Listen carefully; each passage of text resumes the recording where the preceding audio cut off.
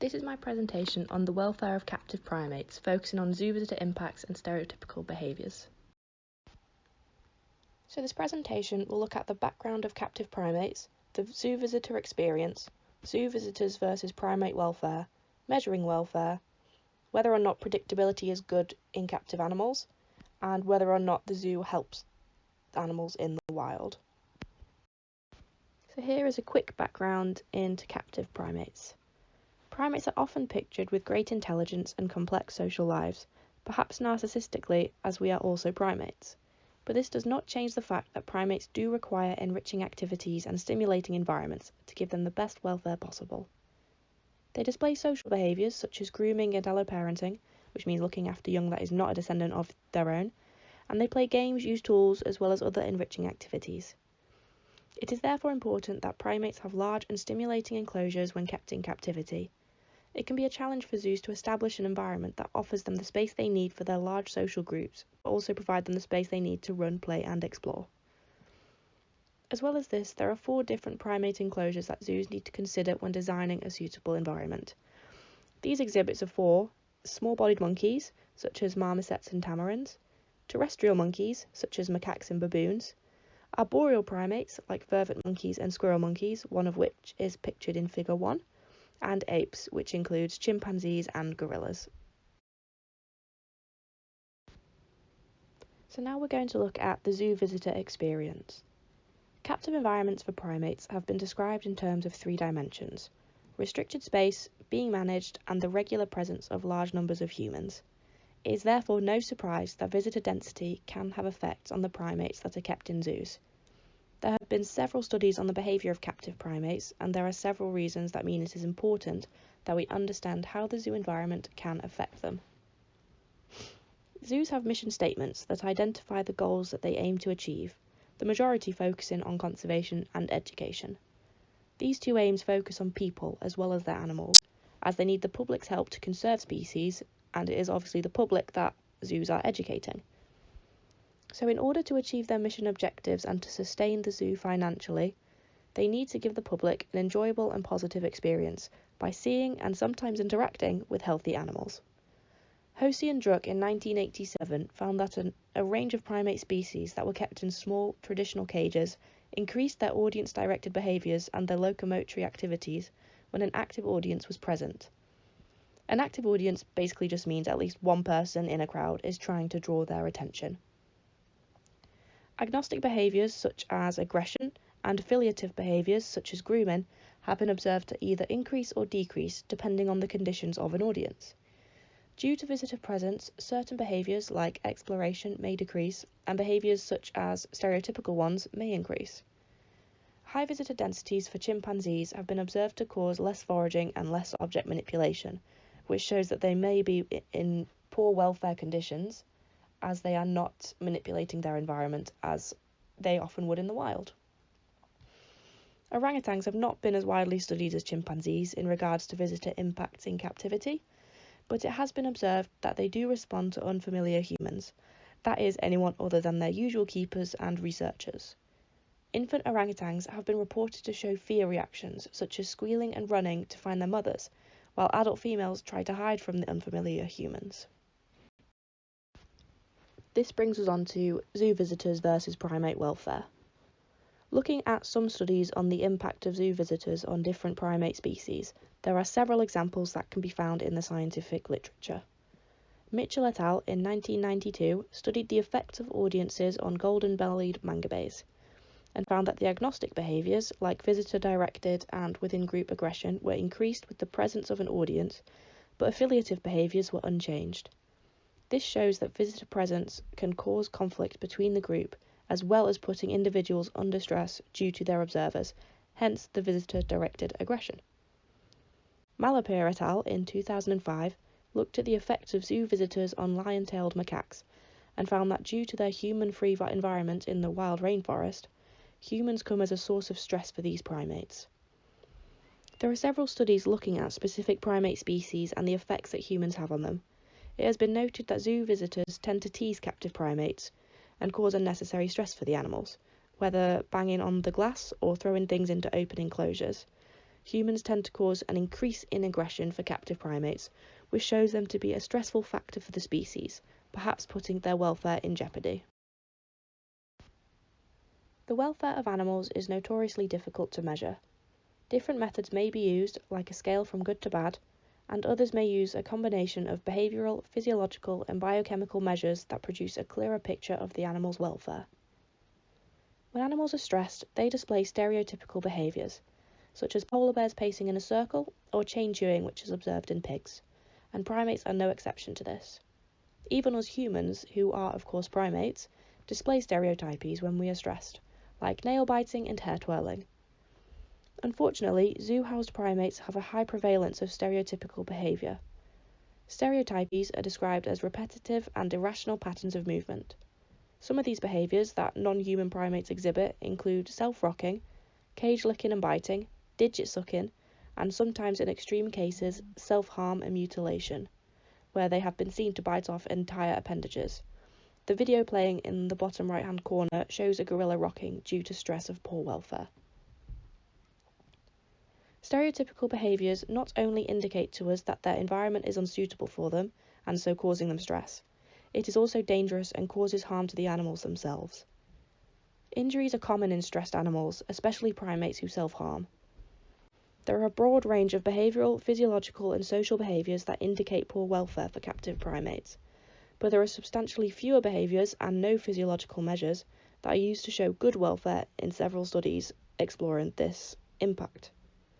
Behaviours to indicate good welfare are mainly exploratory behaviours, such as foraging, and more of a range of behaviours rather than just the repetitive stereotypies, mixed with a reduction in the poor welfare behaviours that are displayed. As mentioned previously in this presentation, there is a certain predictability within zoo environments for animals, enabling them to know when food is coming and where it is going to be. Adding environmental unpredictability for these animals is suggested to increase the energetic demands of the individuals and encourage more natural behaviours. This could include a deviated feeding schedule, meaning that whilst already feeding certain animals every few days or a couple times a week, zoos should change this pattern. By feeding animals on alternate days, they can predict when food is coming, and so if, say, instead of feeding on Monday, Wednesday and Friday, they fed their animals on Monday, Tuesday, Thursday, this will disrupt the normal ongoing activities and so encourage an increased concentration and more exploratory behaviours. Animals have evolved to cope with their natural environments, which are often unpredictable due to predators, weather, and other natural factors for animals. It has been shown, however, that a more predictable routine is preferred. Animals show a perception of uncertainty when they experience an unpredictable environment. Unpredictability may encourage exploring and enhance memory performance, which is necessary when finding food, but does it aid their captive counterparts, as this is mostly an aid for the wild ones? When a primate is in a barren cage, for example, increased exploration may be impossible for them to exhibit. The inability for the primate to appropriately respond to stimuli with these adaptive behaviours may mean that the motivation to perform these behaviours may not be reduced, and so would result in welfare issues. Predictability is more favourable for the humans in charge of these animals due to routine being a human concept rather than for the animals themselves. Studies that aim to investigate the effects of predictability of a stimuli on the welfare of an animal tend to look at it in one of two ways. The first way includes manipulating temporal characteristics, which means delivering the stimulus, in this case we'll say food, on either a fixed time or variable time schedule. Some studies have used this method for both positive and aversive stimuli, which could be, say, food versus an electric shock delivered at random times, making them irregular and unpredictable. The second method uses a regular signal that precedes the stimulus by a certain time interval, rendering it predictable irrespective of whether it is using a fixed or variable time schedule. A slightly relevant study to that would be Pavlov's dog, who was trained that a bell meant food was coming, and so every time he heard the bell, he would start drooling in anticipation of the food. Studies into the unpredictability of captive animal feeding generally hypothesize a change in behaviour and physiology. One study focusing on brown capuchins found that major differences in behaviour that are typically associated with stress were not observed when their feeding times became unpredictable. There were differences, however, that suggested a predictable schedule, which is better for the welfare of these animals, as they spent more time in proximity, activity and socialising when on a predictable feeding routine.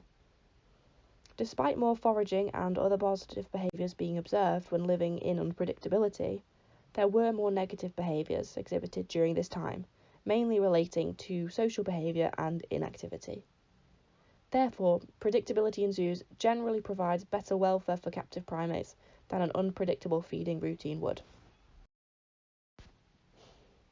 So are zoos good for primates, and does it help their counterparts in the wild? There is a growing awareness that human impacts on an animal's environment are not only of concern for conservation, but also their welfare. So what does this mean for primates in a zoo environment, whose entire environment is controlled by humans? A zoo is one of the most extreme environments for primates to live in, with the likely exception of laboratories. The extremities of the zoo can cause abnormalities in the behaviour of primates that aren't often seen in the wild, such as regurgitation and re-ingestion in gorillas. It isn't always the captive environment, however, that causes these behaviours, but particular aspects of life in captivity. A key method to keeping a primate's environment naturalistic and stimulating is the use of environmental enrichment, as it increases the time they spend foraging and other associated behaviours. An example of the variety of behaviours between wild-born and captive-bred primates is from Melfi and Feinster's 2000 study of Sulawesi macaques. They found that these macaques have hugely different behaviours from zoo to zoo, but wild populations barely differ in their activity budgets. These findings therefore assume that zoos do represent an extreme environment for primates, and so the enrichment within their captive habitat greatly represents their welfare. Increasing our understanding of primate behaviour is believed to be key to making improvements in their welfare and conservation. A third of all primate species are endangered to the risk of extinction, and over 60% are ranging from vulnerable to critically endangered to the risk of extinction, as you can see in this pie chart here with data taken from the IUCN Red List. This makes it crucial that we increase our understanding of these animals and make sure their welfare in zoos is exceptional, as their conservation depends on it. The welfare of captive primates is fundamental, as all of the knowledge we gain from these individuals goes to aid their wild counterparts. This research on captive primates aids both the wild and captivity. The more we understand and know about primate behaviour, the better welfare that we can provide for them. And so that is the end of my presentation. Thank you very much for watching. I've put a couple images of funds, sanctuaries and charities at the bottom of this slide, just so you can have a look at them if you want to get any more information or if you want to help out with these organisations.